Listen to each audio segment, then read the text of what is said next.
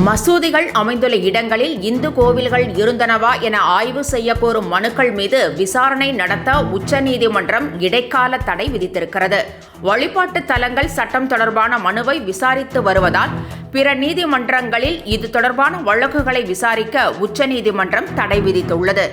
இதன் அடிப்படையில் குறிப்பிட்ட காலத்திற்கு இதுபோன்ற மனுக்களை எந்த நீதிமன்றங்களிலும் தாக்கல் செய்ய முடியாது.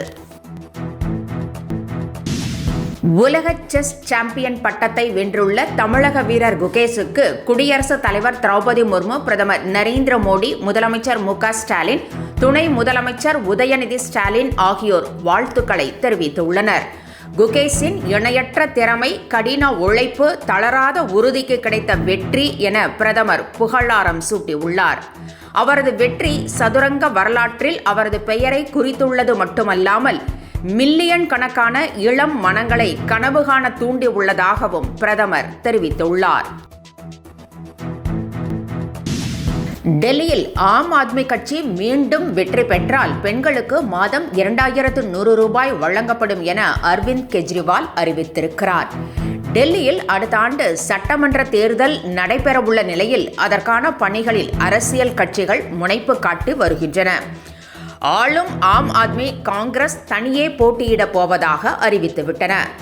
ஆம் ஆத்மி கட்சி 2 கட்ட வேட்பாளர்களை அறிவித்து இப்பொழுதே பணிகளை தொடங்கிவிட்டது. இந்நிலையில் டெல்லியில் பெண்களுக்கு தற்போது 1000 ரூபாய் மாதந்தோறும் வழங்க மாநில அரசு ஒப்புதல் அளித்திருப்பதாகவும், ஆனால் இந்த தொகை போதாது என்பதால் 2100 ரூபாய் அளிக்க முடிவு செய்திருப்பதாகவும், ஆம் ஆத்மி கட்சி மீண்டும் வெற்றி பெற்றால் இந்த தொகை வழங்கப்படும் என்றும் அரவிந்த் கெஜ்ரிவால் அறிவித்திருக்கிறார். முதலமைச்சராக இருந்தபோது தன்னை பார்த்து உனக்கு எவ்வளவு திமிரு என்று கேட்டதாக முன்னாள் அமைச்சர் ஜெயக்குமார் தெரிவித்துள்ளார். ஜெயலலிதா முதலமைச்சராக இருந்தபோது அவரிடம் தன்னை பற்றி ஒரு கும்பல் வேண்டும் என்றே தவறாக கூறி வந்ததாகவும், அதை கேட்டு அவர் தன்னிடம் விளக்கம் கேட்டதாக ஜெயக்குமார் குறிப்பிட்டுள்ளார். தாம் தவறு செய்யவில்லை என்றும் அப்படி செய்திருந்தால் நடவடிக்கை எடுக்கலாம் என கூறியதாகவும் ஜெயக்குமார் குறிப்பிட்டுள்ளார். திமுகவை சரியான நேரத்தில் மக்கள் தண்டிப்பார்கள் என பாமக நிறுவனர் ராமதாஸ் தெரிவித்துள்ளார். சட்டமன்றம் குறைந்த நாட்களே நடைபெறுவதாகவும் அவர் விமர்சித்திருக்கிறார்.